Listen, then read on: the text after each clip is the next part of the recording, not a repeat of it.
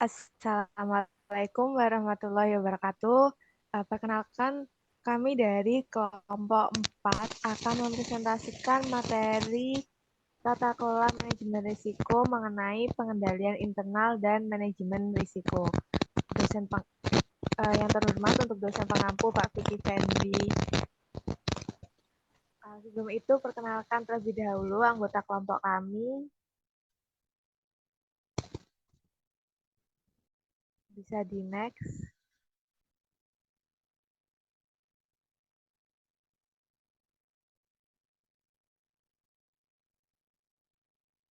Saya sendiri, Revadia Ulhak dengan NPM 196. Saya Nawal Sofiatul Muniro dengan NPM 195. Saya Marcelina Salsabila dengan NPM akhiran 233. Saya Fiatan Binuril dengan NPM akhiran 192. Dan bersama 3 kelompok saya yang lainnya, yaitu Vela, Febri, dan Tabina. Oke. Next bisa ke materi selanjutnya. Materi yang pertama mengenai pengantar manajemen risiko akan disampaikan oleh rekan saya. Rekan saya yang bertugas dipersilahkan.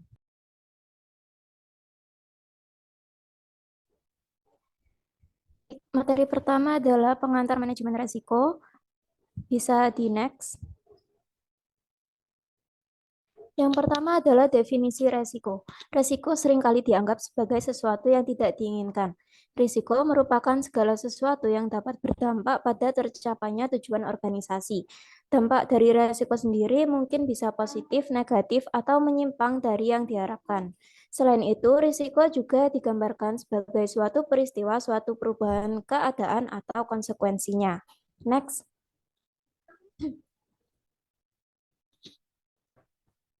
Selanjutnya adalah jenis resiko. Jenis resiko sendiri ada 4. Yang pertama adalah resiko kepatuhan, yaitu berkaitan dengan kepatuhan terhadap hukum negara dan peraturan yang berlaku pada sektor tempat organisasi tersebut beroperasi. Yang kedua adalah resiko pengendalian, berkaitan dengan kejadian yang tidak diketahui dan tidak terduga. Sering dikaitkan dengan proyek-proyek baru di mana peristiwa tersebut akan terjadi, namun konsekuensi pasti dari peristiwa tersebut sulit untuk diprediksi dan dikendalikan. Kemudian yang ketiga adalah risiko bahaya, berkaitan dengan sumber potensi bahaya atau situasi yang berpotensi melemahkan tujuan secara negatif. Kemudian yang keempat adalah risiko peluang. Risiko ini terbagi dalam 2 kelompok risiko, yaitu risiko yang terkait dengan pengambilan peluang dan risiko jika tidak mengambil tindakan. Next. Selanjutnya adalah tingkat resiko. Tingkat resiko dibagi menjadi 3. Yang pertama adalah tingkat resiko yang melekat, yaitu tingkat resiko sebelum tindakan apapun diambil untuk mengubah kemungkinan terjadinya resiko. Yang kedua adalah tingkat resiko saat ini, yaitu tingkat resiko setelah tindakan pengendalian awal dilakukan. Yang ketiga adalah tingkat target resiko, yaitu tingkat risiko yang diinginkan akan diperoleh dengan penerapan tindakan pengendalian lebih lanjut. Next. Selanjutnya adalah sistem klasifikasi. Yang pertama adalah skala waktu, baik pada saat terjadinya dampak maupun setelah kejadian. Yang kedua adalah sumber resiko, seperti risiko pihak lawan atau risiko kredit. Yang ketiga adalah sifat, dampak, dan atau kemungkinan besarnya resiko. Yang keempat adalah komponen atau fitur yang akan terkena dampak, seperti risiko yang dapat berdampak pada manusia, lokasi, proses, atau produk. Masing-masing organisasi akan memutuskan sistem klasifikasi risiko yang paling relevan dengan aktivitas mereka dan yang paling cocok untuk mereka, bergantung pada sifat organisasi dan aktivitasnya. Next.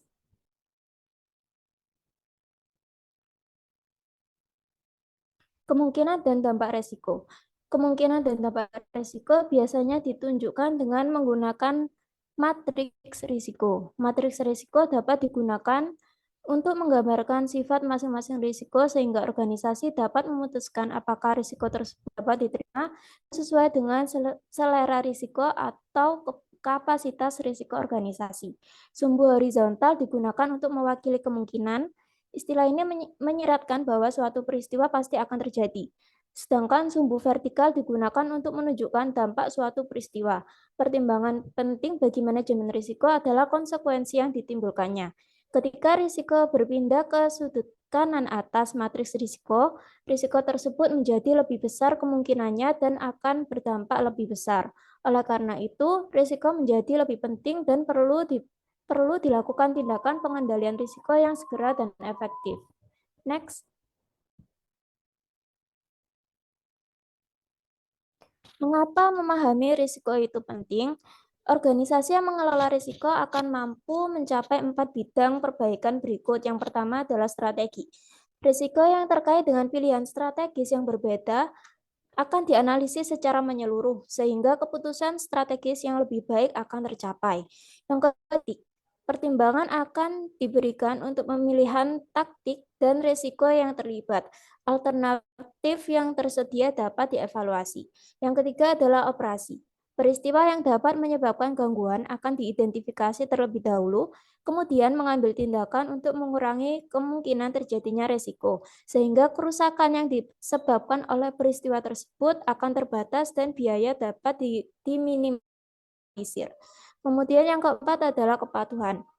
Hal ini akan ditingkatkan karena risiko yang berkaitan dengan kegagalan dalam mencapai kepatuhan terhadap undang-undang dan kewajiban pelanggan akan diatasi.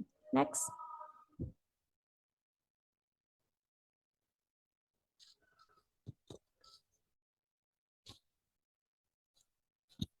Dampak dari risiko bahaya. Risiko bahaya dapat merusak tujuan organisasi, dan tingkat dampak risiko tersebut adalah ukuran dari tingkat keparahannya. Risiko bahaya seringkali tidak dapat diasuransikan karena hanya mempunyai dampak negatif. Manajemen risiko bahaya berkaitan dengan isu-isu seperti kesehatan dan keselamatan di tempat kerja, pencegahan dan menghindari konsekuensi dari produk cacat. Risiko bahaya menyebabkan gangguan terhadap operasi perusahaan serta mengakibatkan peningkatan biaya dan buruknya reputasi perusahaan. Risiko bahaya dapat dikurangi dengan menerapkan pengendalian untuk meminimalkan dampak finansial melalui asuransi atau mengurangi tingkat kerusakan reputasi melalui manajemen krisis. Next.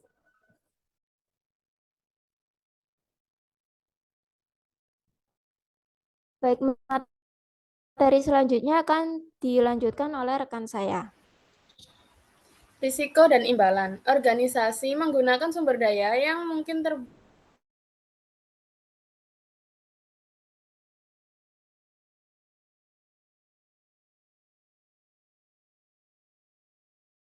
dengan serius, maka organisasi tersebut harus melakukan dengan pemahaman menyeluruh mengenai risiko yang sedang dihadapinya.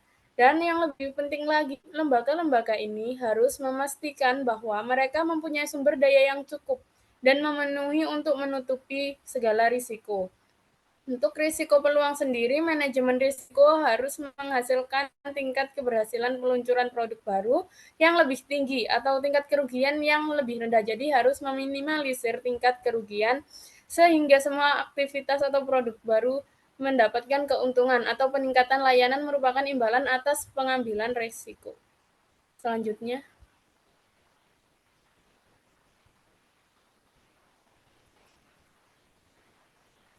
Sikap terhadap risiko.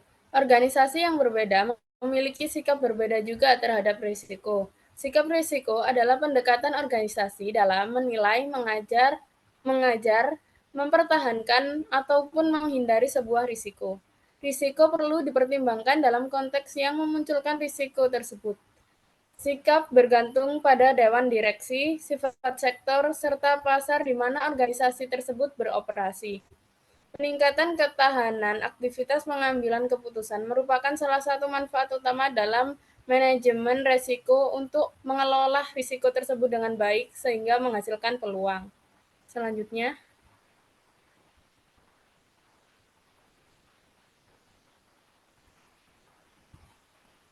Risiko dan pemicunya. Risiko dapat didefinisikan ketidakpastian hasil khususnya pada pengelolaan pengendalian risiko.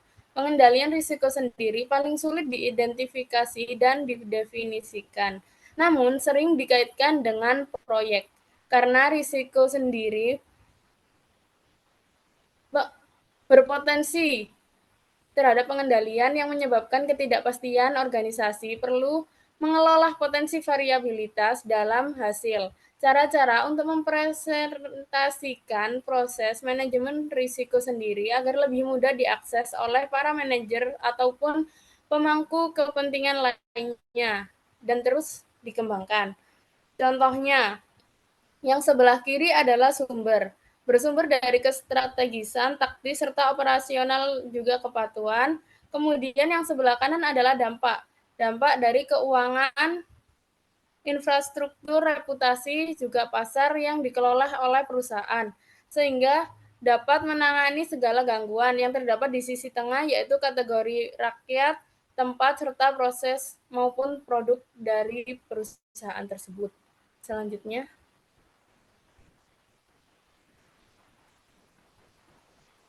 risiko adalah sebuah peluang serta sebuah ancaman. Jadi risiko juga bisa menjadi peluang, namun risiko sendiri juga bisa menjadi sebuah ancaman untuk organisasi tersebut. 4 jenis risiko yang sudah dijelaskan oleh rekan saya yaitu risiko kepatuhan, risiko bahaya, risiko pengendalian, serta risiko peluang. Contoh dalam hal ini adalah kepemilikan mobil. Kepemilikan mobil beresiko terhadap kepatuhan, yaitu berkaitan dengan kewajiban hukum yang terkait dengan kepemilikan dan mengemudikan mobil. Kepemilikan sendiri juga memiliki hukum, juga ada bukti seperti STNK, Surat Tanda Nomor Kendaraan, BPKB, dan juga mengemudikan mobil kita harus berkaitan dengan hukum seperti kepemilikan SIM, Surat Izin Mengemudi. Selanjutnya ada risiko bahaya, berkaitan dengan kejadian yang tidak diinginkan oleh pemilik, seperti kecelakaan ataupun hal lain yang tidak diinginkan. Selanjutnya, risiko pengendalian adalah biaya yang tidak pasti yang diketahui tetapi mungkin juga bisa bervariasi.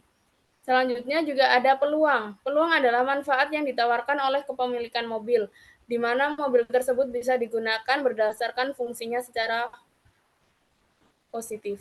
Selanjutnya,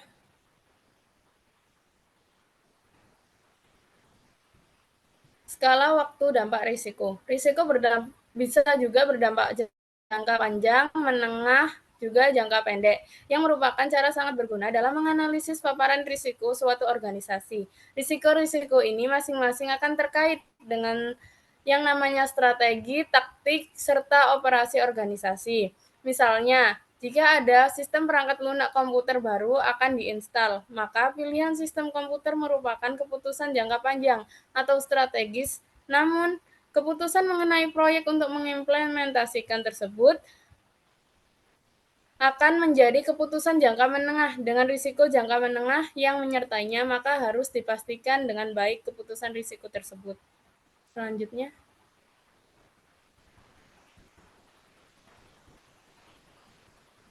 meminimalkan risiko kepatuhan. Organisasi akan menyadari beragamnya persyaratan kepatuhan yang harus mereka penuhi. Organisasi yang menangani transaksi keuangan diharuskan menerapkan prosedur untuk mengurangi kemungkinan dilakukannya aktivitas pencucian uang, bank, dan organisasi lain yang menangani uang tunai dalam jumlah besar, perlu menerapkan pengaturan pencucian uang, dan dalam banyak kasus memerlukan eksekutif senior yang berdedikasi dalam bidang pencucian uang sendiri. Biasanya persyaratan keselamatan ini tidak hanya berlaku di tempat kerja yang berada di bawah kendali langsung organisasi, namun juga mencakup kesehatan dan keselamatan karyawan yang bekerja di negara lain. Jadi semua akan terlindungi, semua karyawan dalam suatu organisasi akan terlindungi. Selanjutnya. Oke, baik. Selanjutnya terkait mengurangi risiko bahaya. Secara umum, organisasi akan menoleransi paparan risiko bahaya pada tingkat tertentu. Hal ini karena meminimalkan risiko bahaya sepenuhnya yang tidak tepat atau hemat biaya, dan faktor mitigasi akan membatasi paparan pada tingkat yang dapat ditoleransi. Kemudian pendekatan penggunaan risiko didasarkan pada pengurangan kemungkinan dan dampak kerugian akibat risiko bahaya tersebut. Bisa di next.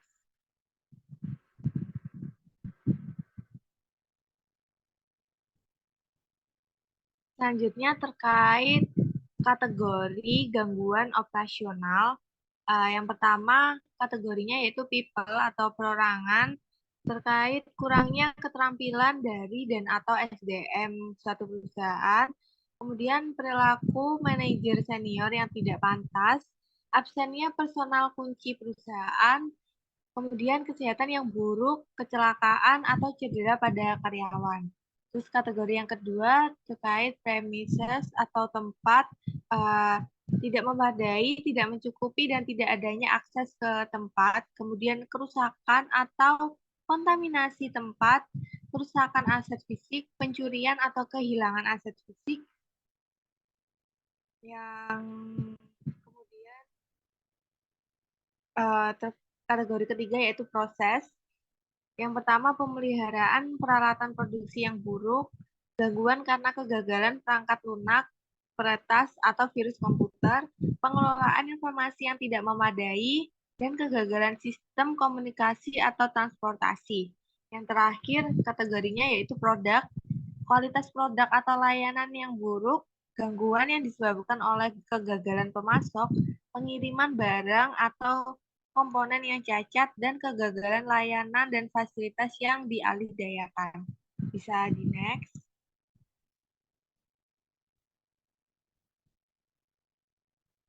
Kelola risiko ketidakpastian. Sifat risiko pengendalian dan respon yang tepat bergantung pada tingkat ketidakpastian dan sifat risiko. Nah, ketidakpastian ini mewakili penyimpangan dari hasil yang diharapkan atau tidak diharapkan. Dari risiko tersebut harus ada yang namanya manajemen pengendalian, di mana artinya yaitu dasar pendekatan manajemen risiko yang diadopsi oleh auditor internal dan akuntan. Manajemen pengendalian itu berkaitan dengan menjaga aset perusahaan dan mengurangi berbagai ketidakpastian yang terkait dengan risiko signifikan untuk meminimalkan variabilitas hasilnya. Bisa di next.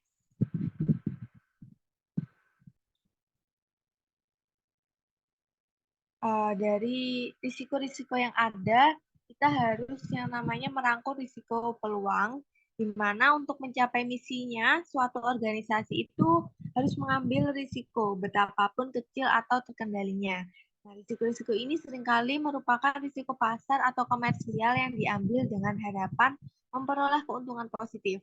Risiko peluang ini dapat disebut sebagai risiko komersial, spekulatif, atau bisnis. Risiko peluang adalah jenis risiko yang berpotensi meningkatkan pencapaian misi organisasi. Dari risiko-risiko inilah yang terkait dengan pemanfaatan peluang bisnis. Jadi manajemen perusahaan akan memutuskan apakah mereka berkeinginan untuk memanfaatkan peluang dari risiko tersebut.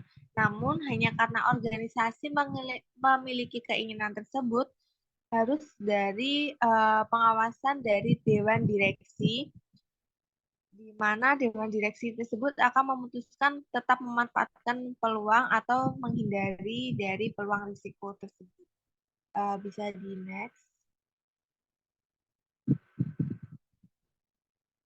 Kemudian bab 3 mengenai mengelola risiko. Dari mengelola risiko ini terdapat beberapa poin. Jadi yang pertama ada pentingnya pembiayaan risiko. Dari berbagai risiko yang terjadi, suatu perusahaan harus memiliki dana tersendiri. Contohnya konsep biaya risiko ini adanya asuransi untuk karyawan. Jadi apabila karyawan tersebut mengalami cedera ketika bekerja, itu ada asuransinya tersendiri. Jadi tidak terlalu menghambat kinerja di suatu perusahaan.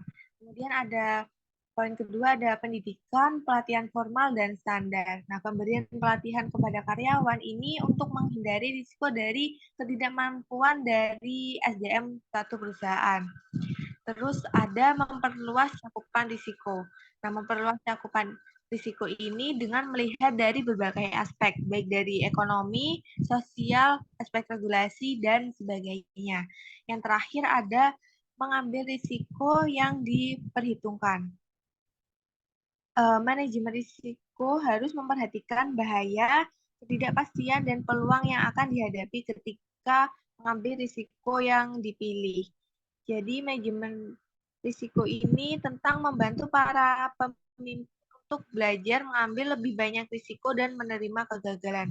Untuk kinerja yang lebih baik dibandingkan pesaingnya, suatu organisasi harus mengambil lebih banyak risiko, namun risiko tersebut harus diperhitungkan.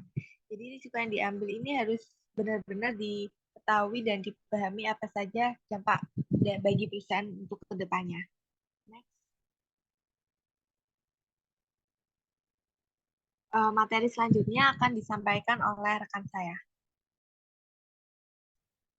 Materi selanjutnya yaitu prinsip manajemen risiko. Nah, prinsip utama manajemen risiko adalah memberikan nilai bagi organisasi dengan menerapkan praktik yang dirancang untuk mencapai hasil terbaik, mengurangi volatilitas dan ketidakpastian. Hal ini dapat dicapai melalui penerapan serangkaian tujuan dan prinsip yang lebih luas. Nah, macam-macam prinsip dalam manajemen risiko ini ada 5. Yang satu, proportionate. Yang kedua, aligned. Yang ketiga, komprehensif. Dan yang keempat, embedded dan dinamik. Lalu, tujuan manajemen risiko. Tujuan manajemen risiko adalah untuk mengidentifikasi, mengevaluasi, mengelola, dan mengurangi risiko-risiko yang mungkin memengaruhi pencapaian tujuan organisasi. 4 tujuan pada manajemen risiko, yaitu yang pertama, mandatory adalah istilah yang mengindikasikan bahwa suatu hal atau tindakan dianggap wajib atau harus dilakukan sesuai dengan peraturan, kebijakan, atau standar yang berlaku. Dalam konteks tujuan manajemen risiko, mandatory mengacu pada aspek-aspek yang harus menjadi fokus utama dalam pelaksanaan manajemen risiko untuk memastikan keberhasilan dan keberlanjutan organisasi. Dengan kata lain, ini adalah elemen-elemen yang tidak dapat diabaikan atau dilewatkan dalam upaya manajemen risiko yang efektif. Yang kedua, assurance adalah jaminan atau keyakinan yang diberikan oleh pihak eksternal seperti auditor atau penilai independen mengenai keandalan, keakuratan, atau kepatuhan suatu proses, informasi, atau laporan. Ini mencakup penilaian independen terhadap sistem, prosedur, atau laporan untuk memastikan bahwa mereka memenuhi standar yang ditetapkan atau mengidentifikasi area-area di mana perbaikan diperlukan. Dalam konteks manajemen risiko, assurance dapat berarti penilaian independen terhadap efektivitas sistem manajemen risiko suatu organisasi, memastikan bahwa risiko-risiko telah diidentifikasi dan dikelola dengan baik sesuai dengan praktik terbaik dan kebijakan yang berlaku. Lalu yang ketiga, decision making adalah proses mental atau kognitif yang melibatkan pemilihan dari sekumpulan opsi atau alternatif yang tersedia. Ini adalah proses di mana seseorang atau sekelompok orang memilih satu tindakan atau keputusan dari beberapa pilihan yang ada. Berdasarkan evaluasi dan pembandingan antara berbagai faktor seperti tujuan, nilai, preferensi, konsekuensi, dan risiko, decision making merupakan aspek penting dalam pengelolaan bisnis dan organisasi, karena keputusan yang diambil dapat mempengaruhi hasil dan kinerja organisasi secara keseluruhan. Lalu yang terakhir, efektif dan efisien core process. Merujuk pada proses inti atau inti dari sebuah organisasi yang berfungsi secara efektif dan efisien. Efektif sendiri ini didapatkan dari proses-proses inti dalam mencapai tujuan-tujuan yang telah ditetapkan dengan baik oleh organisasi. Proses-proses ini harus mampu menghasilkan output atau hasil yang sesuai dengan standar kualitas yang diharapkan, memenuhi kebutuhan pelanggan, dan mendukung pencapaian tujuan strategis organisasi. Dalam efisien, ini dimaksud yaitu proses-proses inti harus dilaksanakan dengan biaya dan sumber daya yang minimal tanpa mengorbankan kualitas atau kinerja. Proses-proses ini harus dioptimalkan untuk mencapai hasil maksimum dengan biaya minimum, waktu, dan upaya. Selanjutnya,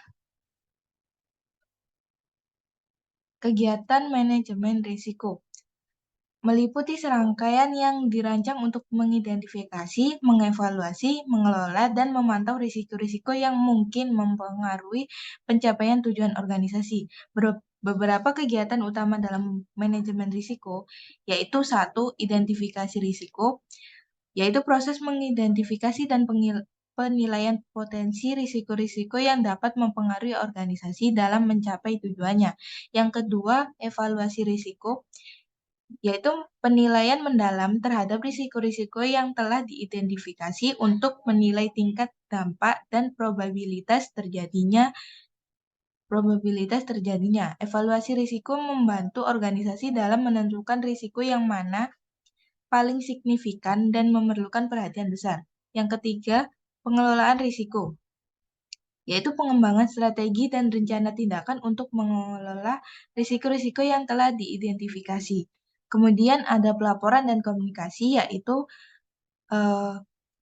kegiatan pemantauan terus-menerus terhadap risiko-risiko yang telah diidentifikasi dan menerapkan kontrol dan tindakan korektif yang diperlukan untuk mengurangi atau mengelola risiko tersebut seiring waktu. Yang ketiga, integrasi dengan proses bisnis, yaitu menselaraskan kegiatan manajemen risiko dengan proses bisnis organisasi, sehingga manajemen risiko menjadi bagian integral dari pengambilan keputusan dan perencanaan strategis organisasi. Yang terakhir, pengembangan kapasitas, yaitu meningkatkan pemahaman dan kemampuan organisasi dalam pengelola risiko melalui pelatihan, pendidikan, dan pengembangan profesional staf yang terlibat dalam manajemen risiko. Selanjutnya, proses inti yang efektif dan efisien. Risiko yang tidak dapat diasuransikan atau bahaya dapat berdampak langsung pada operasi. Oleh karena itu, penerapan awal prinsip-prinsip manajemen risiko adalah untuk memastikan kelanjutan operasi normal yang efisien. Seiring dengan berkembangnya manajemen risiko, penekanan diberikan pada penyediaan peningkatan pada proses bisnis inti. Proses harus efektif dalam hal itu, dalam memberikan hasil yang diperlukan, serta efisien. Misalnya, tidak ada gunanya memiliki program perangkat lunak yang efisien jika tidak memberikan serangkaian fungsi yang diperlukan. Selanjutnya, menerapkan manajemen risiko. Tidak ada satu gaya manajemen risiko spesialis atau pendekatan terhadap manajemen risiko yang dapat memberikan semua jawaban. Jelasnya, berbagai gaya yang dapat diadopsi harus berfungsi sebagai pendekatan yang saling melengkapi dalam suatu organisasi. Pendekatan terpadu atau pendekatan menyeluruh terhadap manajemen risiko menerima bahwa organisasi harus menoleransi risiko bahaya tertentu dan harus mempunyai keinginan yang tepat untuk berinvestasi pada risiko peluang. Alat dan teknik manajemen risiko yang harus digunakan untuk mencapai hal-hal tersebut adalah 1. Manajemen kepatuhan menyediakan tata kelola risiko. Kedua, pengelolaan bahaya membuat hasil yang dihasilkan tidak terlalu negatif. Yang ketiga, manajemen pengendalian mengurangi kisaran hasil yang mungkin terjadi. Yang keempat, manajemen peluang memaksimalkan manfaat dari hasil yang mungkin. Yang selanjutnya, mencapai manfaat. Pada bab ini, itu membahas latar belakang, prinsip-prinsip, dan tahapan keberhasilan manajemen risiko di seluruh perusahaan. Organisasi menyadari manfaatnya, namun penerapannya harus sebagai program dengan dukungan manajemen senior dan sponsor dewan direksi. Pertimbangan lebih lanjut mengenai hambatan dan dukungan, termasuk dukungan karyawan dan pemangku kepentingan, serta komunikasi program. Manajemen risiko harus dikomunikasikan secara efektif untuk mendorong penerapan oleh manajer. Tidak semua aktivitas dalam organisasi diklaim oleh manajer risiko, namun semua memiliki risiko yang terkait. Selanjutnya, manajemen risiko mendorong dan memungkinkan aktivitas. Manajemen risiko memungkinkan pengoperasian, taktik, dan strategi dengan cara yang sama, seperti 3 pedal pada mobil yang memungkinkannya melaju dengan kecepatan tinggi. Manajemen risiko bertindak sebagai akselerator untuk membantu mobil melaju lebih cepat dengan membantu organisasi memanfaatkan peluang strategis dan mencari imbalan. Hal ini berfungsi sebagai kopling untuk mengubah haluan dengan memungkinkan keberhasilan manajemen perubahan taktis dan pengurangan ketidakpastian yang terkait. Pada akhirnya, hal ini akan bertindak sebagai penghambat dengan memitigasi bahaya operasional dan menghindari gangguan, sehingga meningkatkan efisiensi operasional. Oke, baik. Terima kasih. Sekian penjelasan dari kelompok kami mengenai pengendalian internal dan manajemen risiko. Apabila ada kurang lebihnya, kami mohon maaf. Wassalamualaikum warahmatullahi wabarakatuh.